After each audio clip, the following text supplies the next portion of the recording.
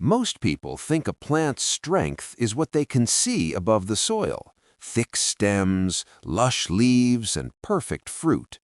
But the real power of a plant lies hidden underground. With just $1 worth of baker's yeast and a little sugar, you can spark root growth so intense that some studies have recorded biomass increases of up to 30%, and the process begins in less than an hour. While many gardeners rely on quick-fix chemical fertilizers, this method works differently. It's a living, active brew that can't simply be bottled or bought off a shelf. So why can one simple kitchen ingredient sometimes outperform a whole rack of store-bought fertilizers? And what is the crucial step most people overlook? To understand that, we need to look at the fascinating biology happening beneath the soil. Inside every teaspoon of baker's yeast are millions of living cells. When these cells are mixed with sugar and water, they awaken and begin working immediately. As yeast consumes the sugar, it releases a burst of B vitamins, amino acids, and enzymes into the mixture. These compounds are more than just nutrients. They act as the fuel and building blocks for root growth at the cellular level. But the real secret lies in the chemical signals created during fermentation. As yeast ferments, it produces compounds that behave similarly to natural plant hormones, especially auxin-like molecules. Auxins act like a master switch for root development. Even a small signal can tell a plant it's time to divide root cells, create new root tips, and expand its underground network. In laboratory trials, certain yeast strains have increased root mass by up to 30% in crops like wheat and fava beans. The response can begin quickly. Within an hour, root cells increase their activity using the vitamins and enzymes as energy for growth. Unlike chemical fertilizers that simply add mineral salts to the soil, this mixture introduces active biological helpers. These microscopic workers help unlock nutrients in the soil and deliver growth signals directly to the plant's root zone. The result is stronger root development, allowing plants to absorb more water and minerals from the soil. That's often the hidden reason why some plants suddenly appear stronger, greener, and more vigorous than others. When you water plants with this yeast mixture, you're not just feeding them, you're activating their internal growth system using nature's own language. And the next step isn't about buying another product, it's about learning how to brew a fresh, living batch at home, so every drop contains active nutrients and growth signals. Of course, not every garden will respond the same way. The effect of fermented yeast water can vary widely depending on what's already happening underground. In light, sandy soils that struggle to hold nutrients, the yeast mixture often gives plants a noticeable advantage. Some studies have recorded root dry weight increases of around 17% in these conditions. But in rich, loamy soil full of organic matter, the improvement may be less dramatic. In these environments, plants already have access to plenty of nutrients and beneficial microbes, so the yeast boost becomes just one part of a larger ecosystem. Plant species also play a role. Fast-growing vegetables like beans and tomatoes often respond quickly, producing new feeder roots within days. Slower-growing plants, or those with delicate root systems, may show smaller changes. Some gardeners see lush growth after just one application, while others notice little difference, especially if their soil is already fertile or the plant naturally grows slowly. Existing soil nutrients are another key factor.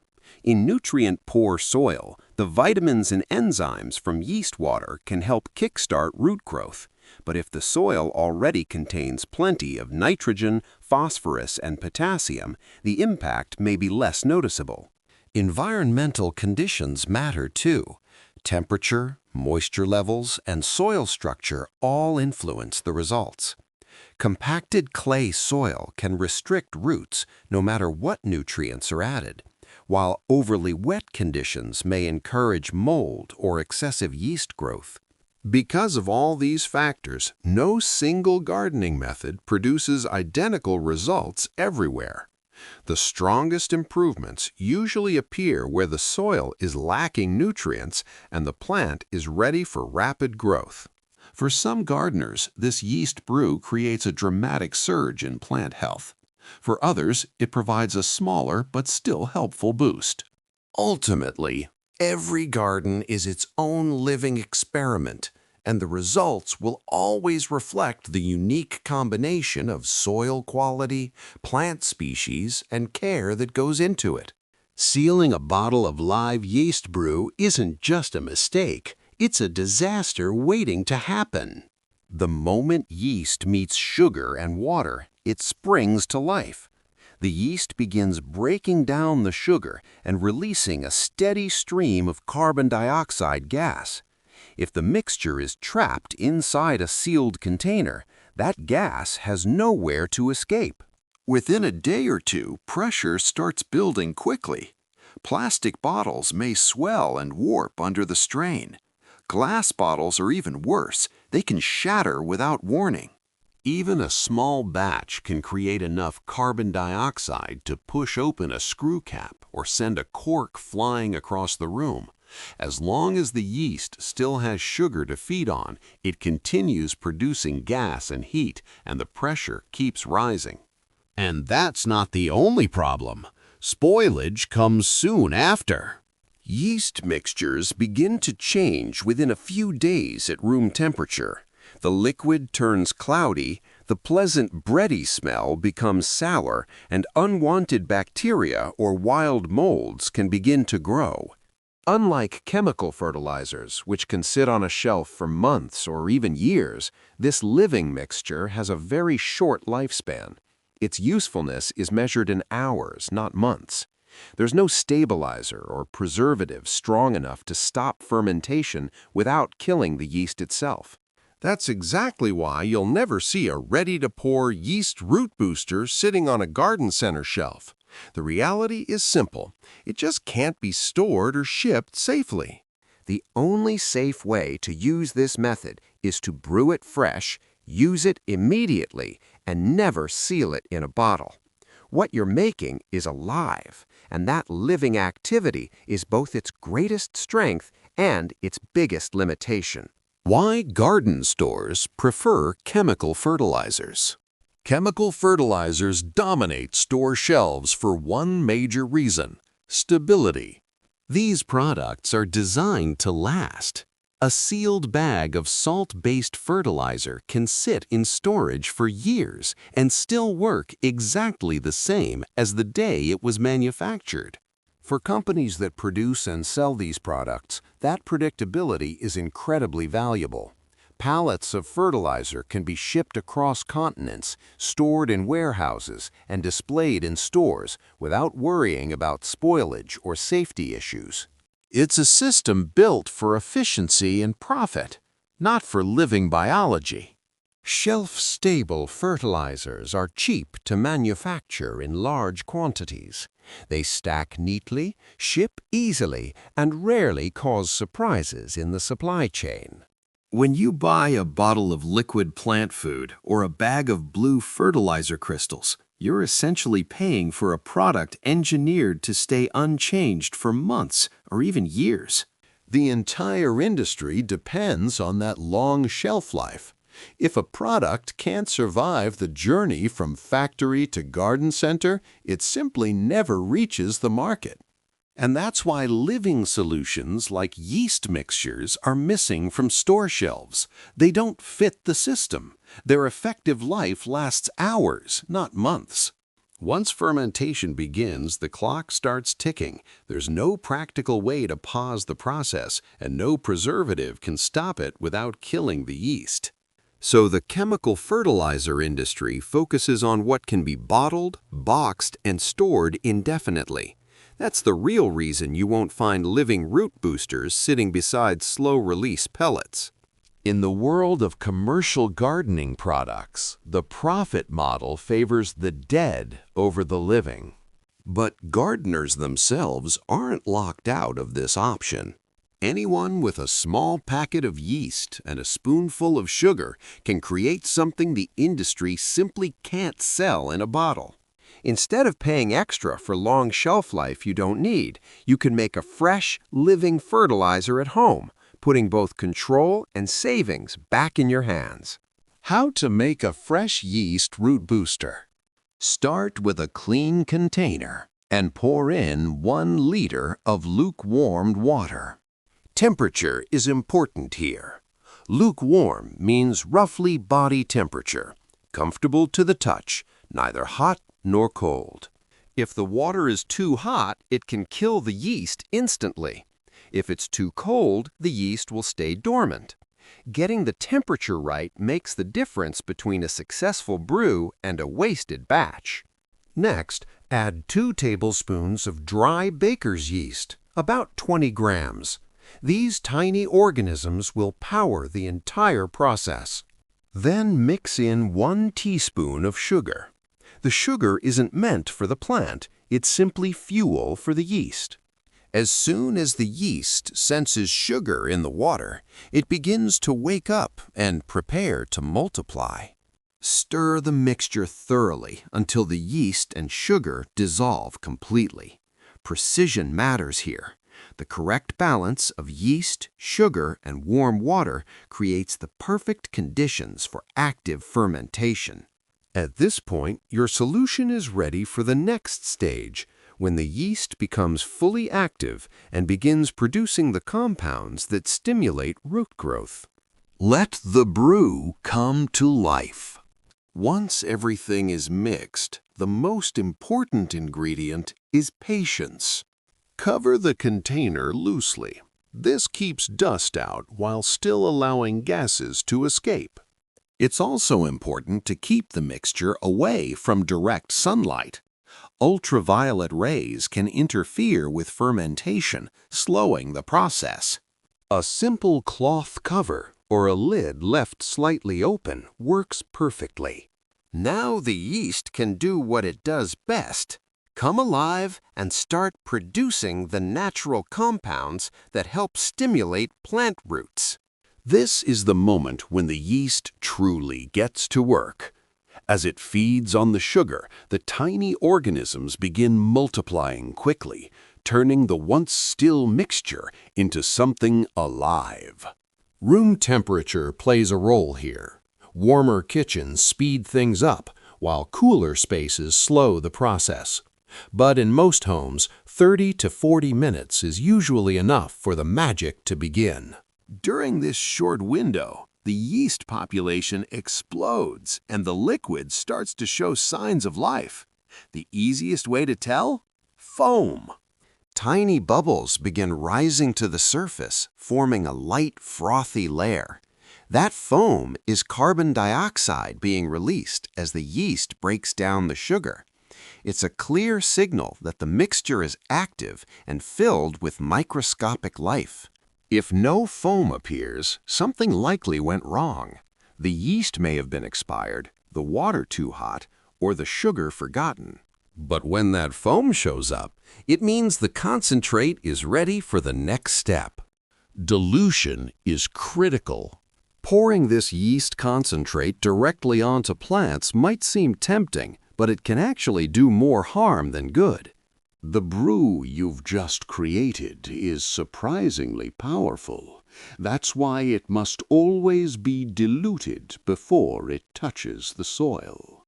The safe formula is simple. Take the 1 liter of fermented yeast mixture and mix it into 10 liters of clean water. This 10-to-1 dilution ratio isn't just a suggestion, it's the difference between a helpful root tonic and something that could damage your plants. In its concentrated form, the mixture contains active compounds that can overwhelm delicate root hairs. Applied directly, it may lead to wilting, stress, or even stalled growth. Once diluted, however, the solution becomes gentle enough for even young seedlings. At the same time, it still delivers the vitamins, enzymes, and growth signals that encourage strong root development. Be sure to stir the diluted mixture thoroughly so everything is evenly distributed. And remember, this is a living solution, which means it doesn't last long. Use it within a few hours while the yeast is still active. Any leftover mixture should be discarded rather than stored. With living fertilizers, timing and care make all the difference. What the science shows. Greenhouse trials have helped reveal what this yeast-water method can really do. In controlled experiments, crops such as wheat and fava beans treated with diluted yeast water showed root biomass increases of up to 30% compared with untreated plants. The biggest improvements were seen in nutrient-poor sandy soils, where root dry weight increased between 17% and 22%. Researchers also tracked how quickly roots grew during the first week. Plants treated with the yeast mixture pushed feeder roots deeper and spread sideways faster, reaching new layers of soil several days earlier than untreated plants. In one study, root length increased by about 2.1 centimeters within 72 hours, while untreated plants averaged only 1.6 centimeters during the same time. These underground gains often translated into better harvests as well. Wheat plants produced 20 to 28% more grain, while fava beans developed thicker root systems and heavier pods. Across multiple trials, the pattern stayed consistent. The strongest improvements appeared in soils that lacked organic matter or essential nutrients. In other words, the yeast mixture doesn't just promise visible growth, it produces measurable improvements in both root development and yield. For gardeners working with tired or depleted soil, even a 20 to 30% boost can transform struggling plants into productive ones. The numbers make one thing clear. Yeast water can give plant roots a real measurable advantage. A real garden story. A few seasons ago, a gardener named Joe faced what looked like a lost cause. His tomato plants had been hammered by summer heat and neglect. The leaves were yellow, the stems drooping, and barely a flower remained. He was close to pulling the plants out and tossing them on the compost pile. Instead, he tried something simple. He mixed a batch of yeast water and poured it around the base of each plant. Within a few days, something surprising happened. Fresh white roots began pushing up near the soil line. The stems stiffened and new leaves started appearing where the old ones had withered.